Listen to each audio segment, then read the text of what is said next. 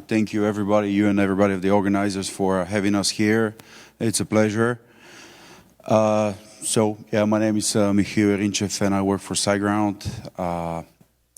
I'm from Sofia, Bulgaria, where our office is located, and hence the weird Eastern European accent.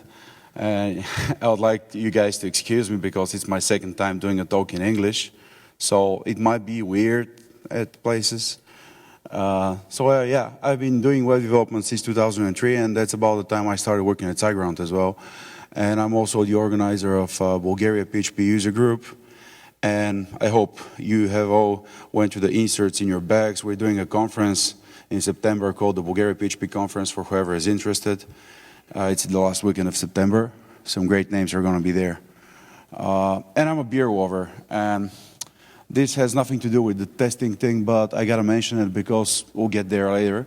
I got my boss into getting this into our office. I really wanted to have a draft beer installation.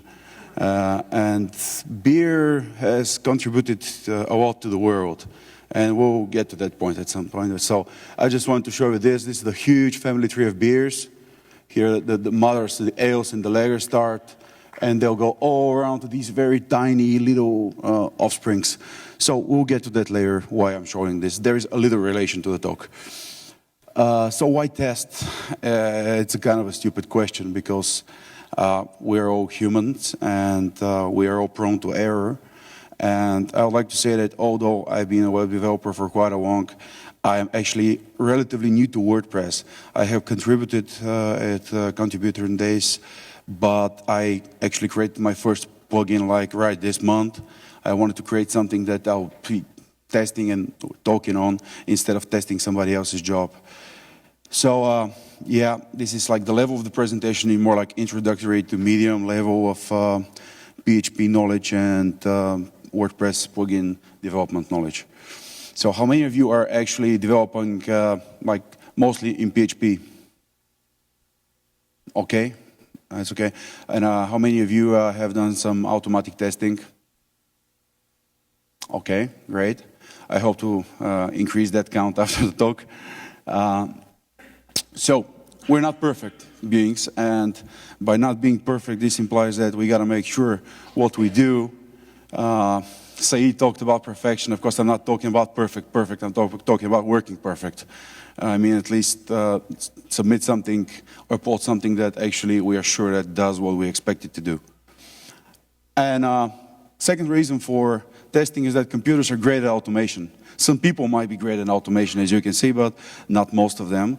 And computers can do repetitive jobs and tedious jobs like testing, and they can do it in a very timely, quick, and repetitive manner, which we do not possess the ability to do. And also the codex says so. I mean, as a beginner WordPress developer, the first thing I went to was writing a plugin, and it says that you should actually commit in a version if it actually works. How do you know it actually works if you didn't test it? And eyeballing the browser is not always the best idea to test a WordPress plugin. And the codex also says that you just don't test the new features, you also make sure you didn't accidentally break some of the older functionality of the plugin. And this is why you need automated tests that get run every time you push something live so that you make sure that everything that you know worked still works. You just don't commit untested code.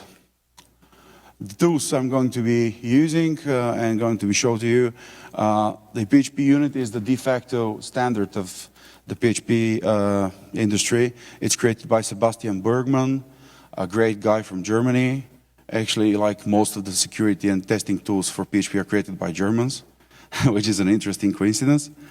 And the other one would be the wp-cli, the console tool for WordPress, maintained by Daniel Bachhuber. I don't know if I pronounce it right. Both of them are actually file archives, but in order to use them, you will need certain prerequisites. PHP of at least 5.3.2, that's required by the wp-cli. And then you need a WordPress 3.5.2, Subversion, MySQL, And you gotta have a Linux or Mac operating system because it uses the TMP, which I have no idea how you can make this work in Windows. There might be a way, but I have not tried it. So just a warning, do not test in production. Testing in production is not a good idea. You can do it on your laptop, you can do it on a staging environment somewhere, host it on like a cloud service or something, wherever, just don't do it where the plugin is actually making money. So installation of PHP Unity is really simple. You just go to phpunity.de, you download this PHP Unity file archive, make it executable, and you can either copy it or symlink it to an executable path where you can just call it from there with just PHP Unit. Same goes for wp-cli. You go to wp-cli.org, download the thing, make it executable, make it accessible. In this instance, they recommend calling it WP just for short. And then with this WP, you will run a couple of console commands. One of them would be the scaffold plugin tests. And your plugin, here comes the name of your plugin, obviously. Then after you do this, you will go inside the bin directory and you will run install WP tests with the credentials for your database. And please make sure this is not the real database you're using for your regular browser testing because it will wipe out everything. You just need to set up MySQL user for it and a different database because it will get wiped out every time you run the tests. So what does the wp-cli scaffold plugin tests actually do? It will create a test there inside the plugin, and there will be a test sample PHP and a bootstrap PHP file. I'll get to them later. The bootstrap PHP is required by PHP Unit so that it will have access to all the PHP sources it needs to run. And it creates a bin there with the aforementioned install WP test file. And it also creates a configuration file for PHP Unit. And then when you get to this point running this script here, this is basically what it will do.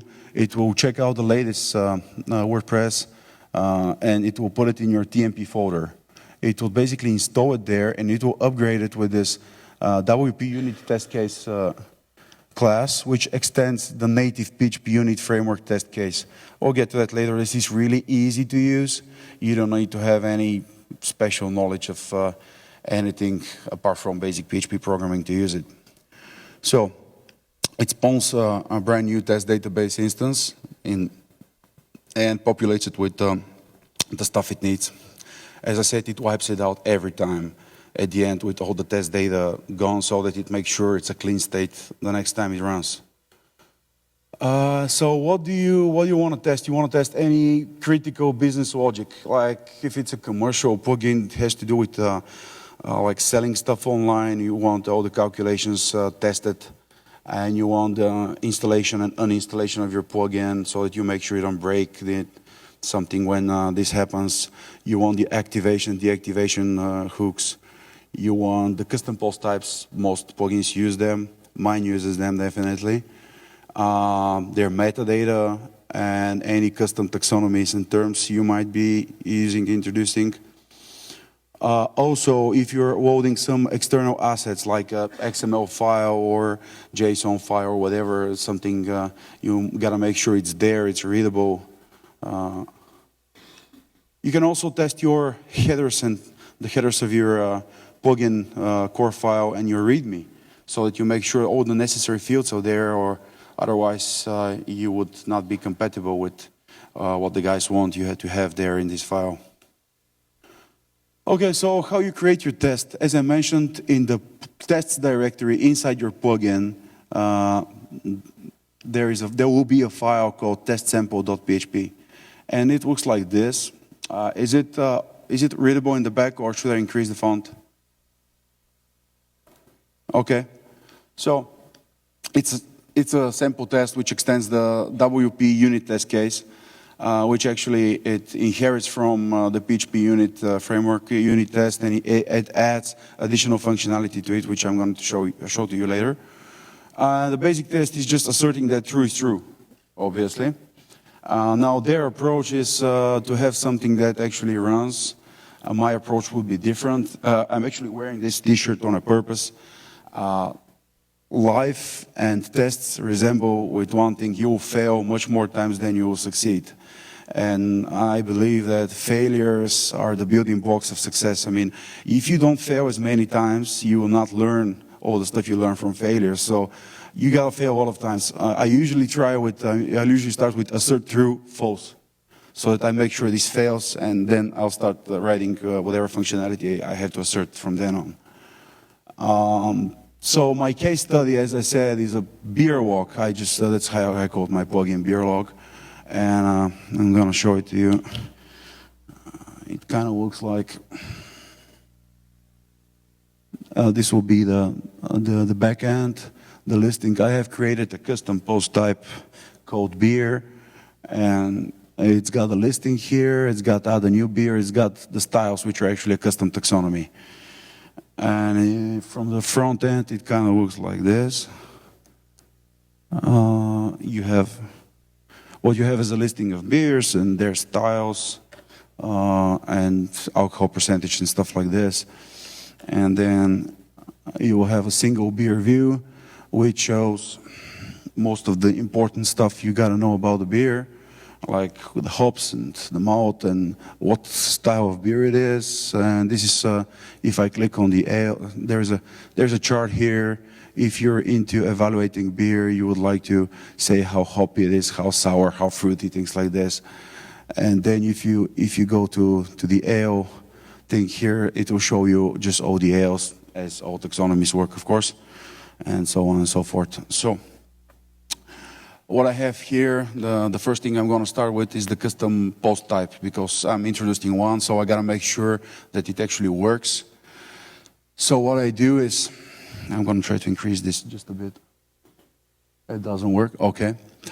So I'm pulling all the post types here, and I'm asserting that mine, called beer walk beer, is there among the post types. Then what I will do is I want to make sure all the important properties about this are there, and they are the right values. I want to ensure they're publicly queryable, show UI, stuff like this. And I want to make sure that this post also has the beer walk style taxonomy there among its taxonomies. So I also test the labels I have set. I have outsourced the labels here in a static function called get post type labels. Go over them, make sure each one of them is inside. And that will pretty much be it. Expected properties and labels tested. Then I would go and test the custom taxonomy, because I also want to make sure all the beer styles are there, they're properly loaded. So I have a taxonomy called beer walk style, and I assert that it is an object. It's fetched from by this function get taxonomy. Then make sure all the properties are right, are hierarchical, public, and so on and so forth. And that actually I'm asserting that it's not the with front kind of path to it, because I don't like it. And that's about it. Again, I'm inserting the labels at the end. I would also like to make sure the meta info I'm attaching to a post is there and works.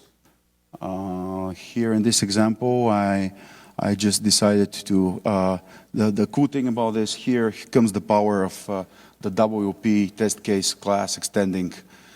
It has this magical factory thing that you can just tell it, please create me a post, create a post object for me, and you can say I want it to be of post type beer walk beer.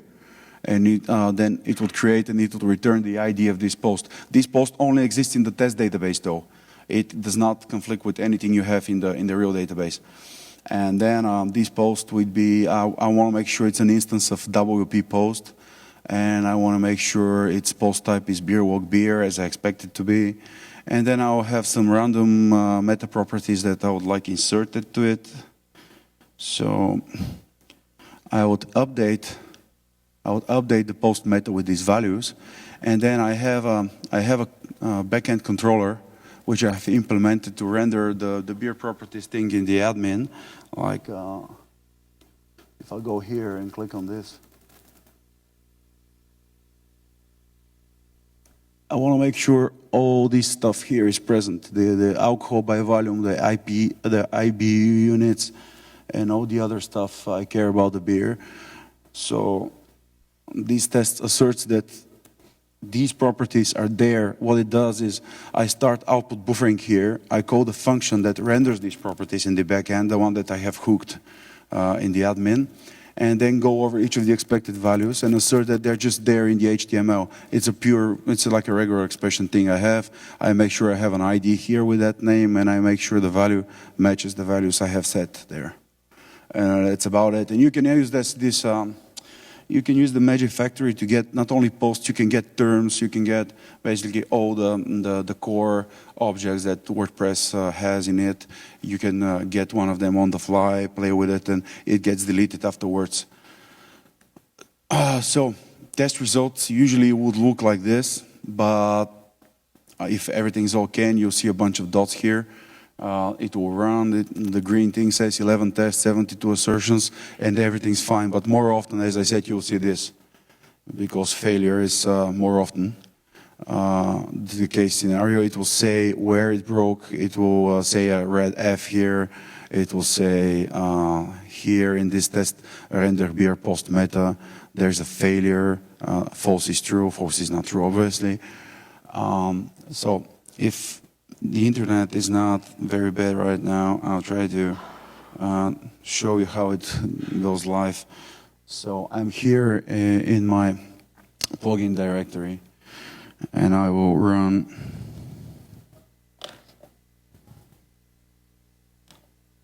the PHP Unity thing. And yeah, right now everything is PG, but if I go and break something, I probably won't have time for that. So if everybody's interested in more detail, I'll show to you. Right, I'm at the SiteGround booth out there. Everybody interested in testing, I'll make a live demo and all the tests I wanted to show. So I want to tell you a few more interesting stuff before I end. A few words on object-oriented programming and namespaces. How many of you use object-oriented programming to develop for WordPress? Okay, great. That's awesome. And how many of you use namespaces? Okay, I hope to get more of you into this. What is cool about object-oriented, of course, is that it's much easier to avoid name collisions using OOP. Encapsulation is one of the core principles of object-oriented programming. So this way, you make sure all the stuff that is applicable for your plugin only stays encapsulated in its classes. And if you use namespaces, you also make sure you don't collide the class's names with somebody else's classes in another plugin. It also makes decoupling pretty much possible because you can just pass objects and you can mock them in an easier fashion. Mocking is a really interesting concept I would like to say a few words on. How many of you have done testing with doubles and mocking? Okay, so what it's about, why would you like to mock an object? It's because it allows you to test functions which would work with certain types of objects without having to have the real object. Why is this useful? Like say, as I give an example, my beer object loads some styles from the database, but I just want to test the function that renders the styles without having to load them from the database, which is quicker and does not rely on any external sources of information. Like you may have a function which relies on an API or something like this, and you don't want it called every time over the internet when you test, then you would just mock the object. And PHP Unity has a fantastic built-in mocking functionality. You just use let's say this is a function that renders the beer styles. It accepts a beer object, and it calls beer get styles, and then just iterates over the styles and echoes this span here. So what I want to do to test it is I just use the mock builder inside PHP Unit to create a mock object of this type. I disable its original constructor, and then I say I have these styles which I have set up for the test, in an array, and I said the method getStyles will always return this. You can also assert how many times it has been called, stuff like this. It's really cool. And what I will do later is I will do the output buffering thing again to capture the HTML generated. I would pass the render beer styles function this mock object. It's the beer object. It has the same interface, but it's actually an extension to it which replaces the functions we want to with the ones with the functionality we want for the test. And then I would iterate over the styles and make sure that they are generated the proper way. I have the escape value of the style link and stuff like this. So you probably thought it's a real object. Nope, it's check tester. Cool stuff to check out. As I said, the mocking is part of the whole testing with doubles thing that PHP Unity has. PHP Unity has some of the best documentation I have ever seen. Sebastian Bergman is very, very, very particular and very goes into very much detail into explaining all the stuff. It's not your regular documentation. It looks fantastic. By the way, I'll show you the link to this presentation. All these are hyperlinks to the real stuff, and you can just follow them and read the stuff instead of me showing it right now. You can, if you're interested, you can research a bit about test-driven development, which is a programming paradigm which says that it is better to write the test that makes sure you do the expected thing before you write the code that does that thing. And it kind of may seem weird, but it produces, or the final result from this is that you end up with code which has short functions doing just a single thing, and it is much easier to debug and to extend and to go over. It's basically a better looking in architectural kind of way code if you develop the test first and then do the code that would fulfill the test. I'm not saying it's very practical every time, but it's an interesting thing to check out. Also, if you go into user interface testing, JavaScript testing, there are a few interesting tools you can check out. One of them is the so-called headless testing. It uses Phantom.js and QUnit, which is a wonderful library for JavaScript unit testing.